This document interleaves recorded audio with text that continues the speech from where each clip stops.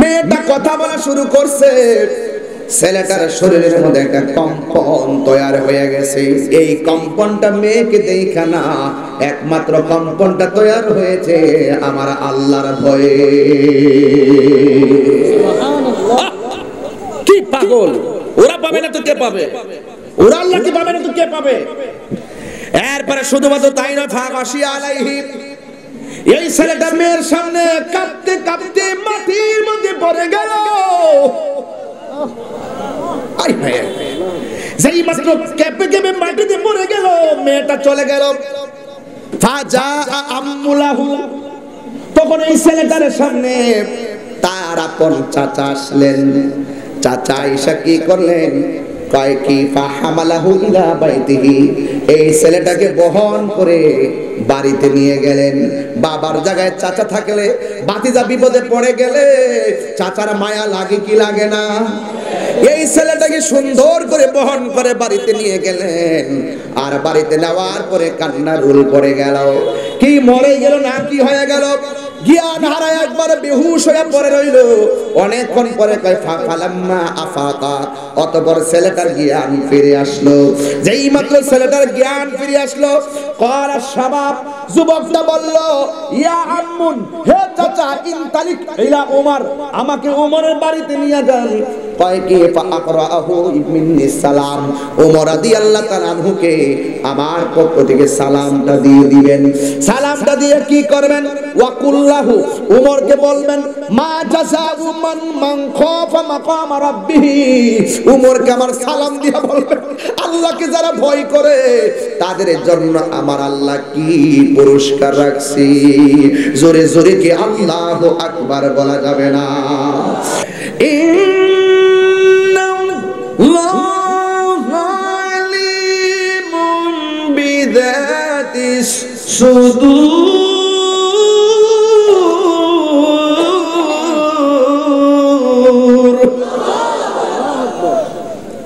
কাশি দেখি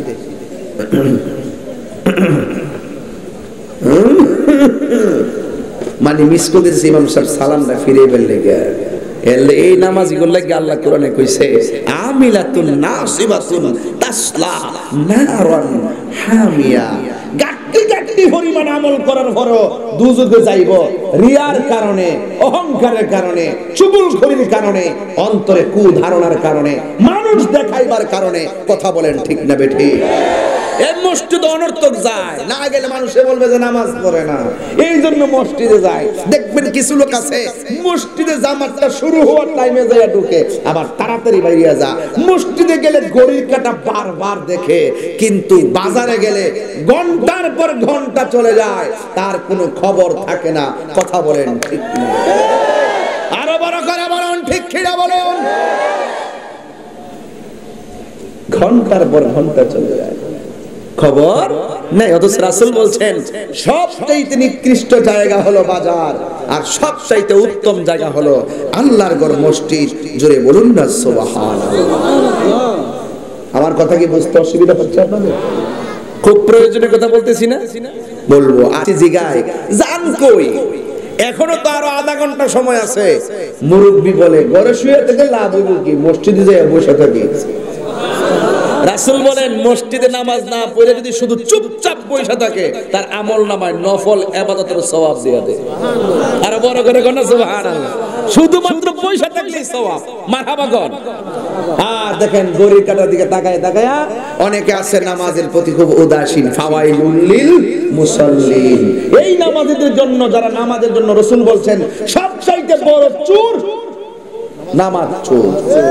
রাসূলজিকে জিজ্ঞেস করা হলো, ইয়া রাসূলুল্লাহ, নামাজ আবার চুরি করে কেমনে? আমার রাসূল বলেন, যারা ঘন ঘন রুকু করে, ঘন ঘন সিজদা দেয়, রুকুতে গিয়ে তাড়াহুড়া করে, সিজদায় যারা তাড়াহুড়া করে, এরাই হলো পৃথিবীর শ্রেষ্ঠ চোর। আছে কি এরকম? আছে কি না? 4G গতি মারে, 4G গতি, 5G মারে, 5G। হ্যাঁ, আল্লাহু আকবার। মানে অবস্থা ভয়াবহ। কিন্তু আপনি যতই চালাকি করেন না কেন, আপনার অন্তরে যদি আল্লাহর ভয় নিয়ে কাজ না করেন, তাইলে আপনি আল্লাহর কাছে ধরা খেয়ে যেতে হবে। কথা বলেন ঠিক কি না? তাহলে এই যুবকটার দুইটা অভ্যাস, এই যুবক পোলাপান তোমার দুইটা অভ্যাস কি? তুমি দাঁড়াও, দাঁড়াও না, তোমার দুইটা অভ্যাস বলো। এক, অভ্যাসই নাই করতে কইব, এর অভ্যাস বলতোই পাগলা বয় বাবা। এই আগে টার্গেট ঠিক করেন, এরপরে কাজে মাঠে নেমে যান।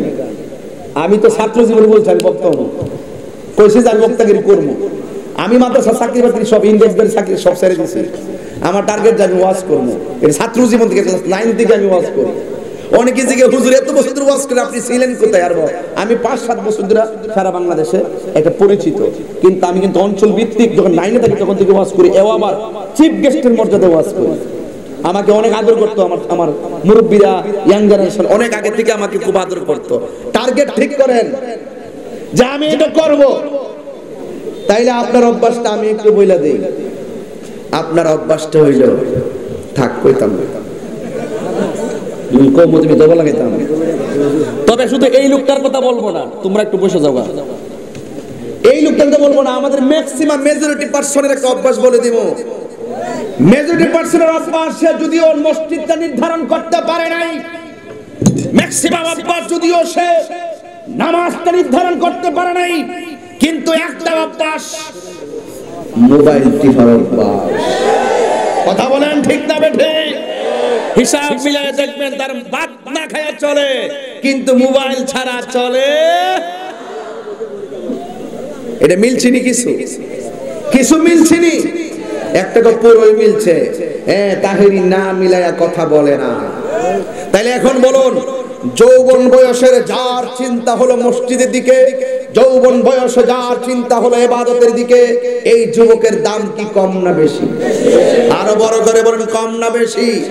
বেশি। এরপরে কি হয়েছে দেখেন, খুব মনোযোগ দিবেন। ফাসিকাতুহু জারিয়াতান, এই লোকটা হলো মসজিদের পাগল, এই লোকটা হলো আল্লাহর ইবাদতের পাগল, কিন্তু এই লোকটার প্রেমে একটা মেয়ে পাগল। প্যাস লাগছে নি? প্যাস লেগে গেছে। যেই ছেলেটা মসজিদের পাগল, যেই ছেলেটা ইবাদতের জন্য পাগল, সেই ছেলেটার প্রতি একটা মেয়ে আসক্ত হয়ে গেল। শুধুমাত্র আসক্ত হয় নাই, ফাআতাতহু ফি খালওয়া, শুধুমাত্র আকর্ষণ হয় নাই। একদিন নির্জনে ছেলে যখন মসজিদে নামাজের দিকে যাচ্ছে, ছেলেটা মেয়েটার সামনে দাঁড়ায় গেছে। এটা হলো প্রথমটা ছিল এক জ্বালা, এটা হলো আরো জ্বালা। কথা বলেন ঠিক কিনা? এখন দেখেন 3 নম্বর জ্বালা কি? ফাকাল্লামাতহু ফাহাদাসা ফি নাফসিহি, শুধুমাত্র প্রেমেই পড়ে নাই, শুধুমাত্র সামনেই দাঁড়াই নাই। এই মেয়েটা ছেলেটার সামনে দাঁড়াইয়া তার মনের কথা বলতে শুরু করেছে। আর আমার দেশের পোলাপান দেখতে প্রেম করা লাগে না, শুধুমাত্র মেসেঞ্জারে হাই লেখলে বাড়ি ঘর ছাইরা চইরা যায়। সাবধান ফুলাফান, মানুষ বানায় যাবো আজকে বাসকালিতে। আজকে থেকে ওয়াদা করতে হবে, ভালোই যদি বাসবো আমার মাকে ভালোবাসবো, ভালোই যদি বাসবো আমার নবীকে ভালোবাসবো। যেই ভালোবাসার মধ্যে আল্লাহ রাসূলের মহব্বত থাকবে না, সেটা ভালোবাসা না, সেটা জাহান্নামের গর্ত। কথা বলেন ঠিক না বেঠে? ভালোবাসা। 3 নম্বর সমস্যা হলো ফাকাল্লামাতহু, তার সঙ্গে কথা বলা শুরু করছে। এখন ছেলেটা দেখেন কি হইছে, কয় ফাশাহিকা। ফাশাহিকা, যেই মাত্র ছেলেটার সঙ্গে মেয়েটা কথা বলা শুরু করছে, ছেলেটার শরীরের মধ্যে একটা কম্পন তৈরি হয়ে গেছে। এই কম্পনটা মেয়েকে দেখা না, একমাত্র কম্পনটা তৈরি হয়েছে আমার আল্লাহর ভয়ে। কি পাগল, ওরা পাবে না তো কে পাবে? ওরা আল্লাহ কি পাবে না তো কে পাবে? এরপরে শুধুমাত্র তাই না, ফাগাশি আলাইহি, এই ছেলেটা মেয়ের সামনে কাঁপতে কাঁপতে মাটির মধ্যে পড়ে গেল। যেই মাত্র কেঁপে কেঁপে মাটিতে পড়ে গেল, মেয়েটা চলে গেল। ফাজা আম্মুলাহু, তখন এই ছেলেটার সামনে তার তার আপন চাচা আসলেন। চাচা ঈশা কি করলেন, কয় কি ফাহামালাহু ইলা বাইতিহি, এই ছেলেটাকে বহন করে বাড়িতে নিয়ে গেলেন। বাবার জায়গায় চাচা থাকলে, ভাতিজা বিপদে পড়ে গেলে চাচার মায়া লাগে কি লাগে না? এই ছেলেটাকে সুন্দর করে বহন করে বাড়িতে নিয়ে গেলেন। আর বাড়িতে নেওয়ার পরে কান্নার রোল পড়ে গেল। কি মরে গেল না কি হয়ে গেল, জ্ঞান হারায় একবার বেহুশ হয়ে পড়ে রইল। অনেকক্ষণ পরে কয় ফালাম্মা আফাকা, অতঃপর ছেলেটার জ্ঞান ফিরে আসলো। যেই মাত্র ছেলেটার জ্ঞান ফিরে আসলো, করা শাবাব, যুবকটা বলল, ইয়া আম্মুন, হে চাচা, ইনতালিক ইলা ওমর, আমাকে ওমরের বাড়িতে নিয়ে যান। কয় কি ফাআকরাহু মিন্নি সালাম, ওমর রাদিয়াল্লাহু তাআলা আনহুকে আমার পক্ষ থেকে সালামটা দিয়ে দিবেন।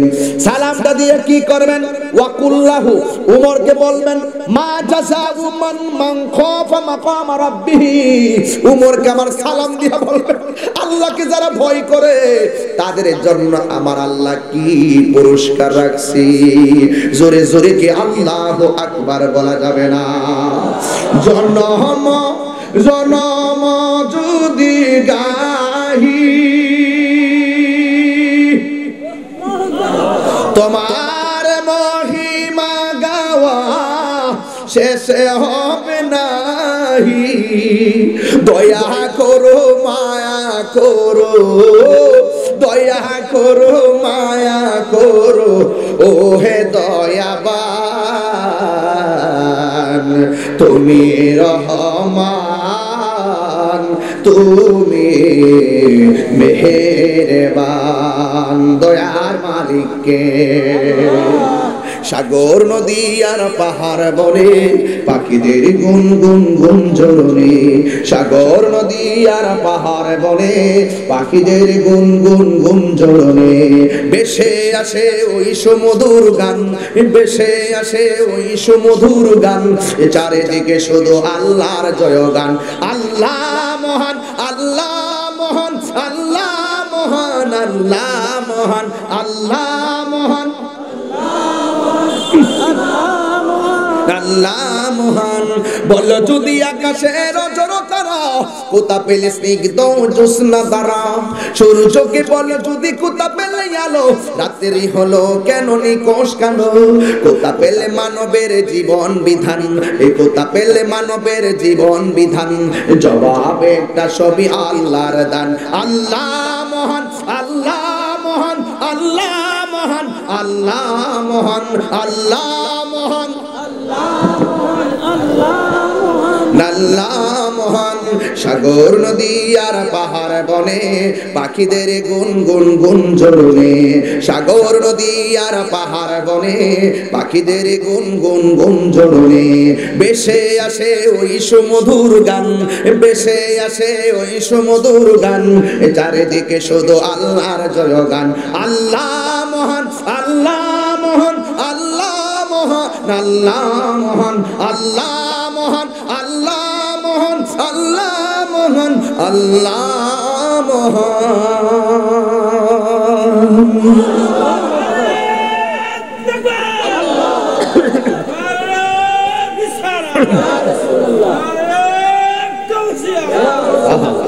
আল্লাহু আকবার জোরে বলেন না। এখন প্রশ্ন হলো, দেখেন মেয়ের সামনে তার কন্ডিশন তিনটা, আমার উমরের কাছে কন্ডিশন কয়টা? তিনটা। এক, মেয়ের সঙ্গে দেখা হলো, দুই, কথা শুরু হলো, তিন, বেহুশ হয়ে গেল। আর উমরের কাছে দাবি হলো, আমাকে উমর বাড়িতে নিয়ে যান, আমার সালামটা দেন, আর যায়া বলবেন আল্লাহকে ভয় করে যারা মারা যায় তাদের পুরস্কারটা কি? যদি বলেন না সুবহানাল্লাহ। এই দাবিটা কার কাছে করছে? চাচার কাছে। কার কাছে? এখন চাচা দেখেন বাপের কাজ করে কেমন ভাবে। এরপর চাচা ওমর রাদিয়াল্লাহু তাআলা আনহুকে ওই ছেলেটাকে উমরের বাড়িতে নিয়ে গেল। ফা আখবারা, যা ঘটনা ঘটেছে সব বলল। যেই মাত্র সব বলা শুরু করলো, ওয়াকাদ শাহিকাল ফাতা শাহকাতান উখরা, যেই মাত্র সব বলা শুরু করলো, মেয়ের সামনে ছেলেটার যেমন কম্পন তৈরি হয়ে গেছে, ওমরের সামনে ঘটনা বর্ণনা করার সময় এমন ভাবে আবার ওমরের গায়ের মধ্যে আবার কম্পন তৈরি হয়ে গেছে, এমন ভাবে কাঁপা শুরু করছে। ওমর কি নরম না গরম? এই আওয়াজে মানি না, জোরে কই দিব, নরম না গরম? আরো বড় করে, নরম না গরম? ওমর হাত চট লাগে। মাঝে মাঝে দেখেন না, আমি তাহিরি খুব দিলটা নরম করে ওয়াজ করি, মাঝে মাঝে আবার গরম হয়ে যায়। আমার বিরুদ্ধে উল্টা পাল্টা কইলে আমি যখন অ্যাকশন নেই, অ্যাকশন টু অ্যাকশন। দেখছেন না আমার এক ভাইরে জিহ্বা আঘাত করছে, মামলা করলাম আমি, সবকিছু করলাম আমি, শেষ পর্যন্ত আমার বিরুদ্ধে তারা একটা অপপ্রচার চালাইছে, আমি নাকি এটার সাথে জড়িত। নাউজুবিল্লাহ করলেন। অসংখ্য মানুষ মিসগেট হয়ে গেছিল। একটা শুধু বলছিলাম 24 ঘন্টা সময় দিয়েছিলাম, সোজা হইছিনি? কথা কোন সোজা হইছিনি? যদি সোজা না হইতো এরপরে দেখতেন যে মিনিমাম 50টা দিনে ডুবাইছি। এইরকম হিম্মত আল্লাহর রহমতে আছে। আমি কখনো রাগ করি না, যখন দেখি কেউ ইলিগাল কিছু বলে আমি তাকে ছাড়ি না।